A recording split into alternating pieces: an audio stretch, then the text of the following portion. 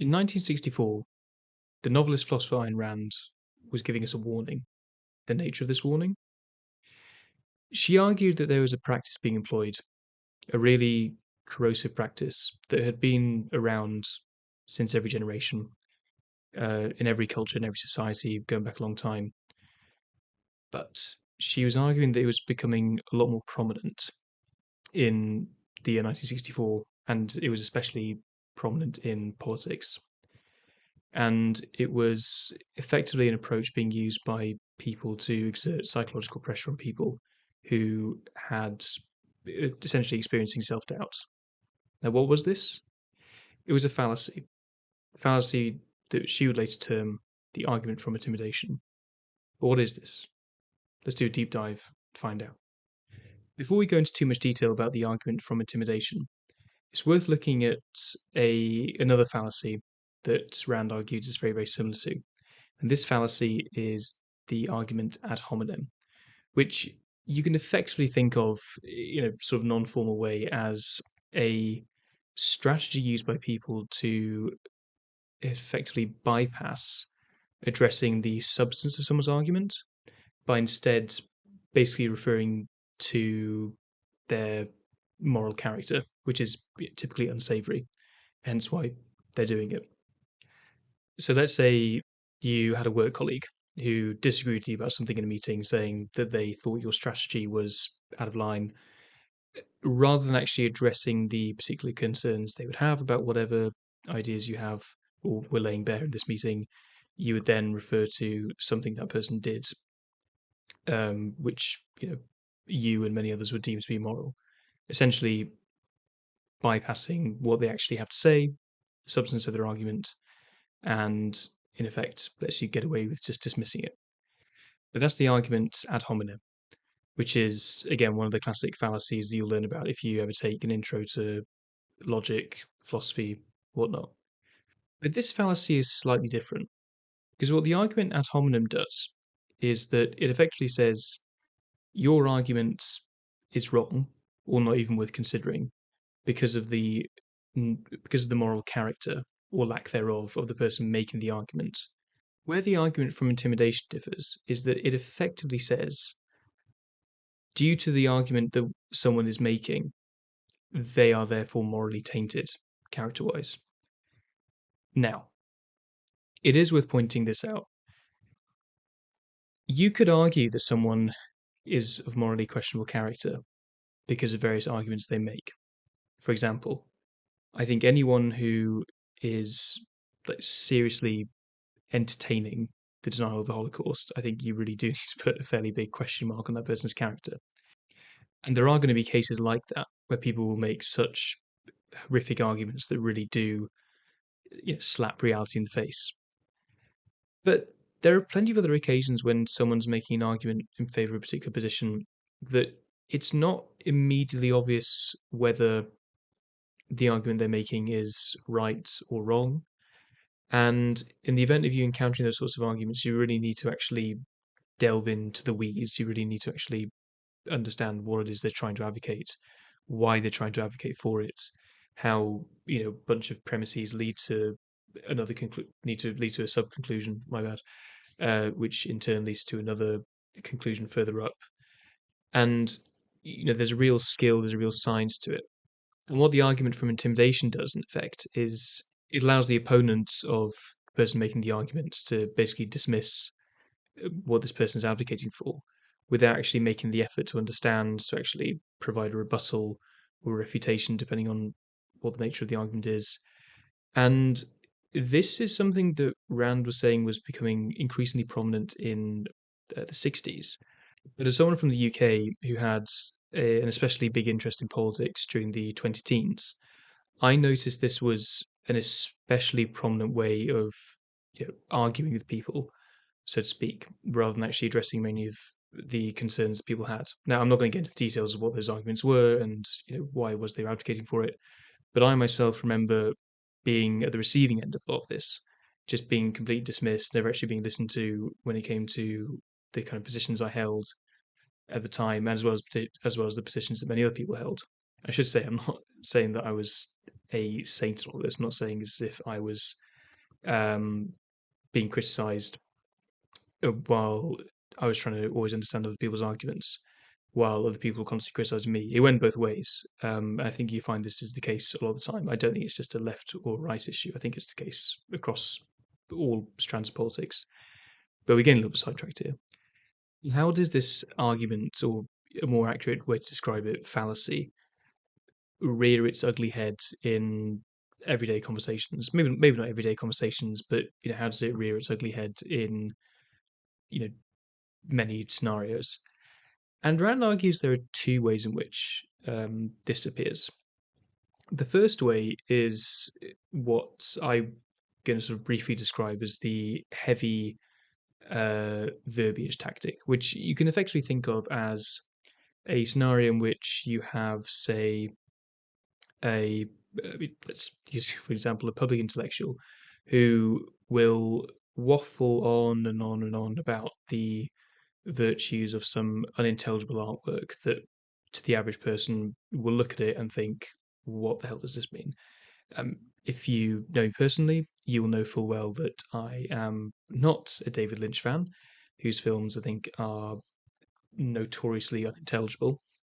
And as a result, I often find that his films really don't deserve the sort of merit and the praise they often do. But you'll hear a lot of people defending David Lynch, arguing that actually he's this visionary pioneer, and that if you don't understand his films, then well, you just don't get it. And look, I'm not saying that every David Lynch fan's like this.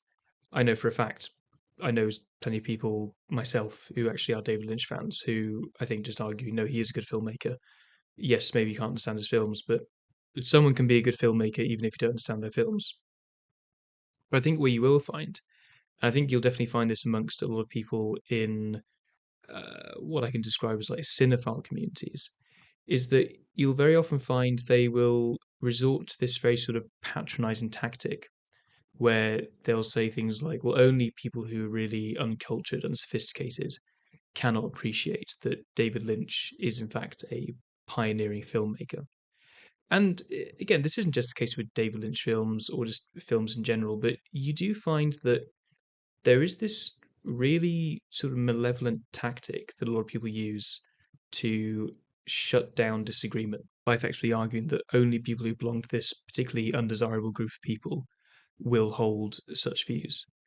And it's it really is quite effective actually, especially with someone who maybe isn't quite sure of the position they hold, who maybe is quite young and conscientious, and they come across these people who are making these claims, and I think the best among uh, these people will tend to think more on the sort of benevolent side and think, oh well, this person must know more than I do.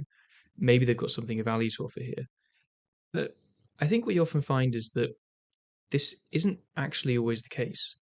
I think where you tend to find all these people, and I've done this myself in the past, is that once you actually probe them about these particular issues and they realize that you're not going to buckle under the pressure and effectively, want to avoid being labeled as I don't know, someone uncultured, someone immoral, whatever the thing is.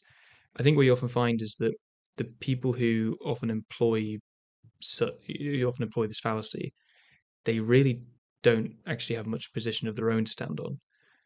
Now, there is a second way in which this kind of fallacy materializes in the world, and that isn't just through someone giving this, long spiel about a particular thing, which obviously just bamboozles everyone. And I think anyone who's actually being especially honest and really upfront will just say, "I have no idea what you actually mean by this. Please explain." And they then proceed to say, "Well, you know, only person X can't understand this particular position."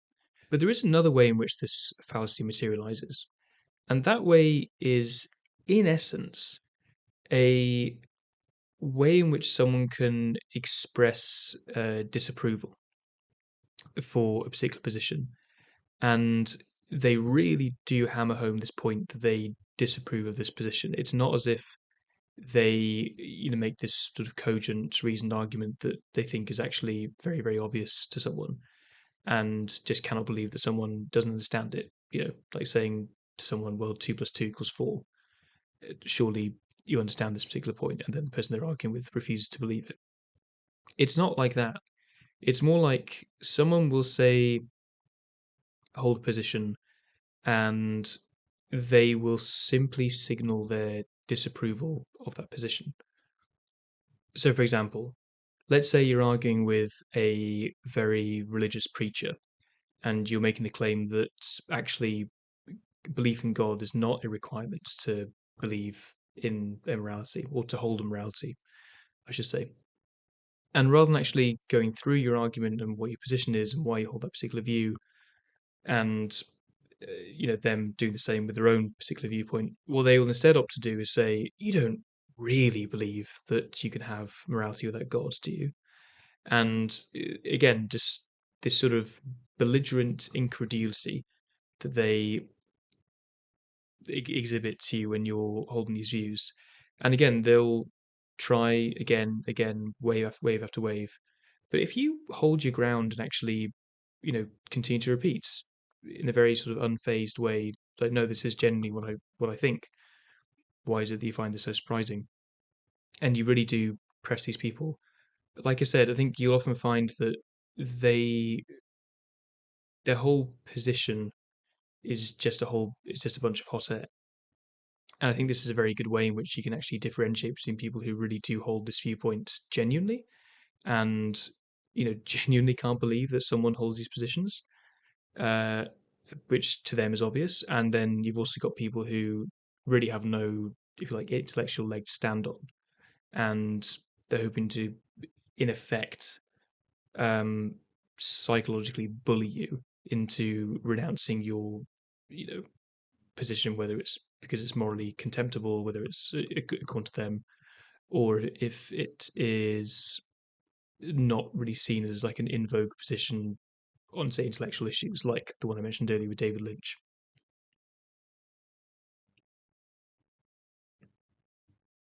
Now, a really good example of the argument from intimidation and action that Rand identifies, which I'd never spotted before, is the story of the Emperor Has No Clothes.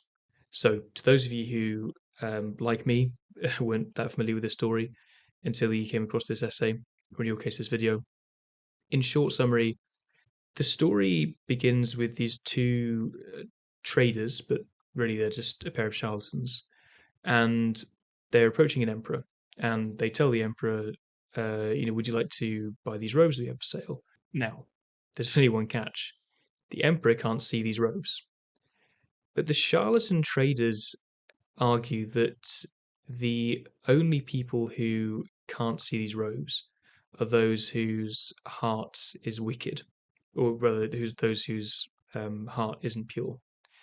Now, notice that they're using that same kind of strategy that you see from today with the argument from intimidation by saying, well, only people who aren't pure of heart can't see these robes. And what does the emperor do? Well, the emperor doesn't argue, well, I'm pure of heart and I can't see these robes. Are you saying I'm not pure of heart?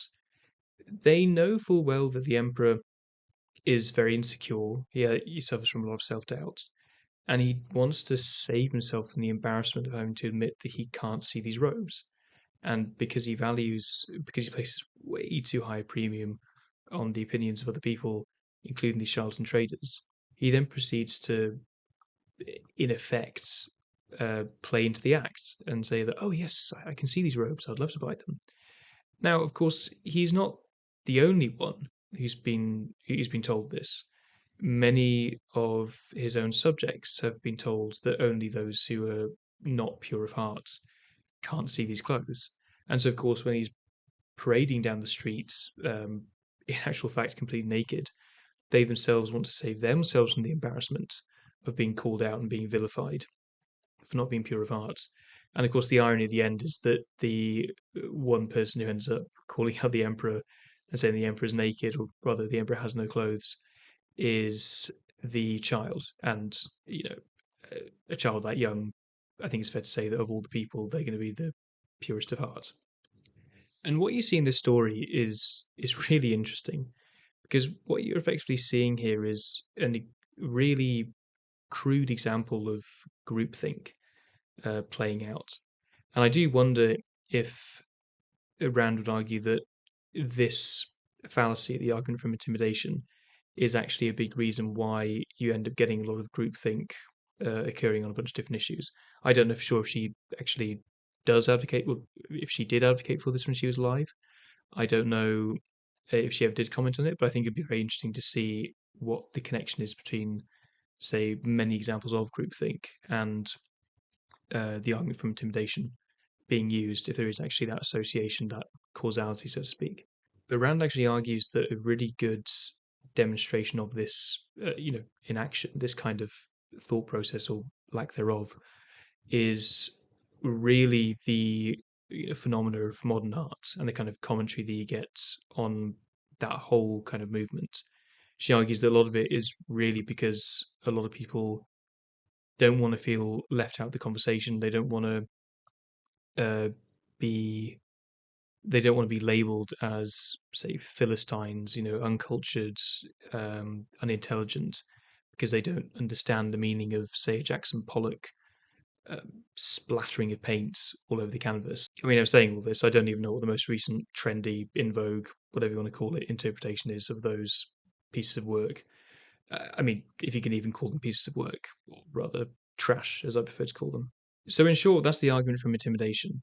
Basically, it's general sort of nature, the kind of the two ways in which it can actually manifest itself, and a very good example just demonstrating what it is, and really just demonstrating that as prominent as it is in today's world and as common as it is today compared with previous centuries and different cultures and societies, it has been around for a very long time, and you can see that with the story "The Emperor Has No Clothes." But why is it the case that this argument is employed in the first place?